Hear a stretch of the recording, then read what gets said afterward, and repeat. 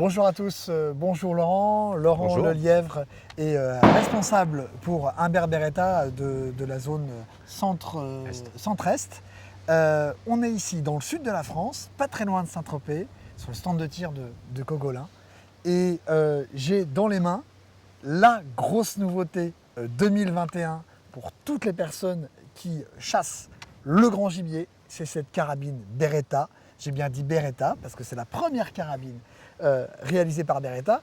Beretta, évidemment, tout le monde connaît les fusils, tout le monde connaît dans l'univers militaire. Il y a beaucoup d'armes qui sont fabriquées par Beretta. Ça fait, je crois, presque 5-6 ans. 7 ans que nous sommes dessus. 7 ans que Beretta travaille sur cette BRX1. On vient de la découvrir avec nos amis italiens. Laurent, cette carabine est une carabine linéaire. Dans les points importants sur lesquels je veux vraiment appuyer pour démarrer cette vidéo, c'est une carabine linéaire qui va coûter autour de 1550 € à peu près. Entre 1650 et 1650, en prix conseillé 1650 € public TTC. Voilà, donc c'est pas rien pour une carabine linéaire sur le marché français. On a pu rapidement juste la tester comme ça tout à l'heure. C'est une carabine qui est super fluide. C'est vraiment très fluide, ce qui va permettre à quelqu'un de pouvoir rester épaulé et de pouvoir être très fluide. Elle pèse aux alentours de 3,3 kg, c'est ça? 3,2 kg nu. 3,2 kg nu. Et puis pour le reste, pour rentrer dans le détail, Laurent, on va commencer par la crosse et puis remonter jusqu'au canon sur cette carabine. Cette crosse, d'où elle vient, c'est aussi des armes militaires conçues par Beretta. Au départ, Beretta travaillait exclusivement, on a voulu faire une carabine qui provienne du savoir-faire Beretta, donc nous avons utilisé d'une part la technologie des canonneries, des crosses, de ce que nous faisions dans le militaire jusqu'à présent, donc avec des prises en main, avec des grippes bien spécifiques, avec des grippes qui sont agréables au toucher, qui ont été vraiment étudiées pour l'utiliser dans toute situation météorologique, froid, chaud, pluie, neige. La poignée est interchangeable comme chez nos amis de Tikka qui font partie également du groupe. Donc on a repris le même principe avec des poignées qui vont arriver par après avec des poignées ergonomiques de différentes tailles pour les dames et tout ce qui s'ensuit. Nous avons une crosse sur laquelle nous avons utilisé des plaques de rallonge. Donc nous sommes à 165, mais nous allons pouvoir avoir des plaques de rallonge que l'on retire pour diminuer la longueur ou que l'on allonge tant que nous souhaitons, puisque nous allons prendre les mêmes plaques qui se mettent sur les fusils automatiques Beretta à 400. Pour le reste, beaucoup de choses à raconter sur cette arme, il y en a tellement. Alors, ambidex, effectivement, un chargeur amovible pour commencer, ce qui n'est pas le cas toujours sur toutes les carabines. Ouais. Un chargeur hyper léger, de couleur, certes, un peu voyante, mais c'est le but, si on a le perdre, effectivement, très solide, double verrou, ouais. Si on vient effectivement. 5 plus 1, même dans tout calibre, normalement, nous sommes 5 plus 1 en chambre, chargeur avec 2 boules arrêtoires, c'est-à-dire même si on accroche accidentellement l'arme sur soi en la transportant avec une sangle, le chargeur ne s'enlèverait pas, il faut vraiment y aller volontairement. La carabine en elle-même est ambidex, c'est-à-dire la culasse a d'abord 3 positions. Une position tir, une position sécurité, mais la culasse est toujours fluide. Alors une sécurité qui débraye la détente et qui bloque le chien. C'est un chien lancé. Ensuite, nous avons un système ici où nous bloquons tout est désarmé et la carabine est bloquée. Okay. Donc aucun risque. Pour transporter l'arme, il n'y a aucun risque. Elle peut tomber, elle peut arriver quoi que ce soit. Même chargée, elle peut tomber, mais là, il n'y a vraiment aucun risque. Carabine débloquée, ouverte. Pour la manipuler, on la met sur la position intermédiaire, toujours pour la sécurité. On a ici un petit bouton. On retire la culasse. On l'accompagne jusqu'au bout. La culasse est retirée. Alors la démonter là dans la nature, c'est pas évident, j'ai peur de perdre quelque chose, mais c'est relativement facile, si je peux me permettre. Ouais. Pour sortir, pour la passer à gauche, très simple, nous appuyons sur l'œilleton qui est ici. Je ne sais pas si vous le voyez. L'œilleton qui est là. On emmène le tout. On retire la tête de culasse. On la passe de l'autre côté. Vous voyez, donc l'éjecteur va passer de droite à gauche. On ne s'occupe pas de la percussion du tout. On le laisse sorti. Ici, avec théoriquement une clé ou quoi que ce soit.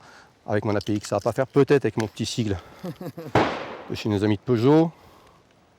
Voilà, on le sort. On le repasse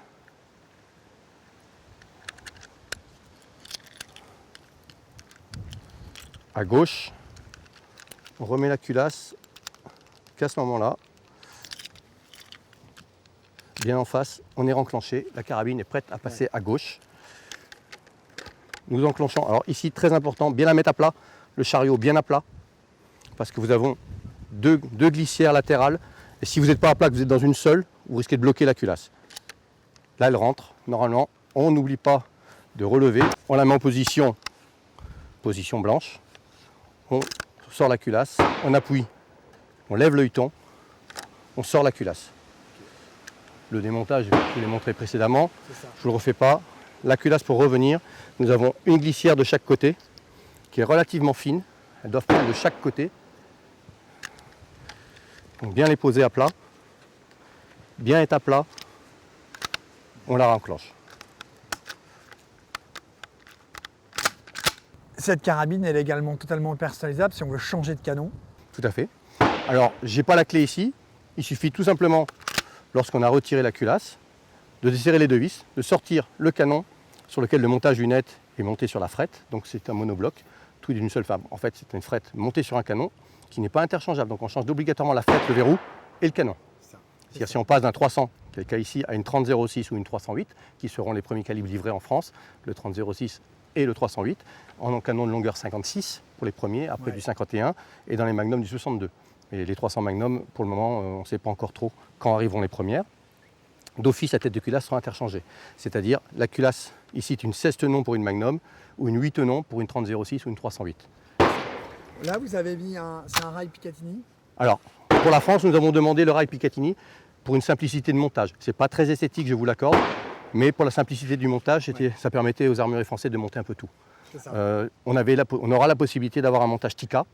C'est sûr que pour nous, commercialement, c'était plus intéressant que tout le monde était obligé de passer par nous. Bien sûr. Mais ça verrouillait les gens sur nos produits. On a voulu ouvrir à tout le marché et que ce soit quelque chose de polyvalent.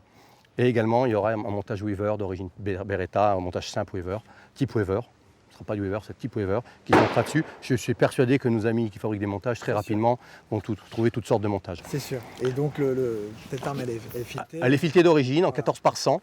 Il n'y a rien de particulier à expliquer, si ce n'est qu'au niveau des canons, on a une très grosse résistance, une très grande précision, puisque l'expérience Beretta sur l'arme militaire ne date pas d'hier. On est sur quelle matière? Alors c'est du synthétique. Là par contre, je préférais que vous redemandiez à mes amis italiens. Je ne suis pas spécialisé sur le synthétique, je ne pourrais pas vous dire. On est sur un boîtier aluminium, c'est de l'acier. La culasse également, c'est de l'acier, avec un emballage autour qui est synthétique. Mais on est quand même sur un produit qui est très bien équilibré, 3,2 kg. On a une bonne balance. On a vraiment un produit qui est agréable à monter, qui tombe très très bien. On est vraiment très content de cette production. En tout cas, nous, on a hâte de la tester. On est déjà vraiment emballé sur cette carabine.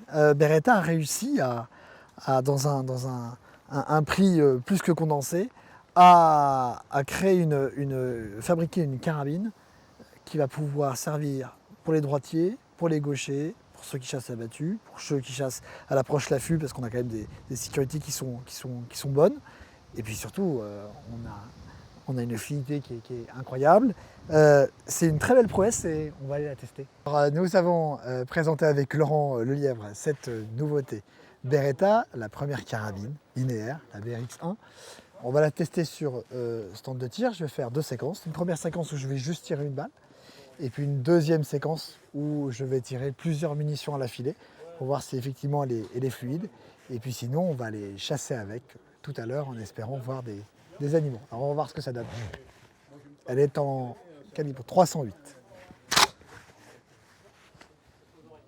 Ça va tirer.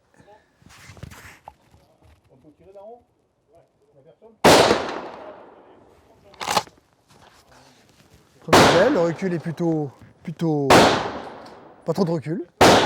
Bonne sensation. Et maintenant, je vais pouvoir faire une séquence pour voir ce que ça donne.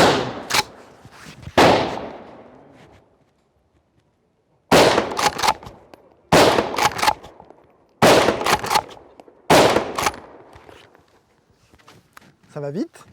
Ça va très vite. En fait, c'est la première fois que je l'utilise. C'est super fluide. Le recul est tempéré. La prise en main est super intéressante. Je peux le grip, moi qui a souvent les mains moites. Je trouve que la prise en main est bonne. Voilà, premier jet. Et puis maintenant, on va se retrouver en battu pour essayer de voir des sangliers et des chevreuils.